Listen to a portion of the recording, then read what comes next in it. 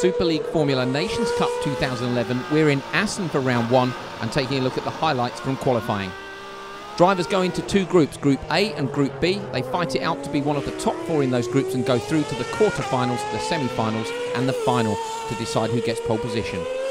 In Group A, John Martin for Australia, who'd said that he was going to fight for pole position, was a shock when he was knocked out. And we also lost Filip Salakada for the Czech Republic Sparta Praha and Duncan Tappy for Japan, who'd struggled to get the car set up, having had it only built the day before the meeting started.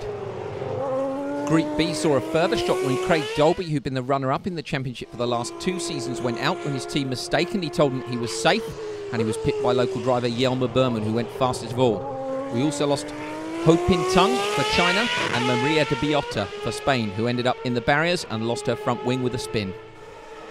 On then to the quarterfinals and the semi-finals. Antonio Pizzonia for Brazil faced Jelmer Berman. He beat Berman after Berman ran wide with unbalanced brakes. And Tristan Gomendi for France beat Frederic Vervisch from Luxembourg. In fact, then Gomendi went on to put Pizzonia out in the semi-finals. Earl Bamber from New Zealand beat Andy Soucek for Turkey Galatasaray. And Robert Doornbos from the Netherlands went on to beat Neil Jani from Belgium RSC Anderlecht. That semi-final, Bamber against Doornbos, ended with Bamber going through to the final. The final then featured Tristan Gomendi from France and Earl Bamber in a battle royale for pole position for the first race of the 2011 Super League Formula season. Gomendi then, who'd only found out that he was having the drive just a few days before, went out in the final and put in an absolutely fantastic lap. To the delight of his team, he is to be on pole position for the first race of the year.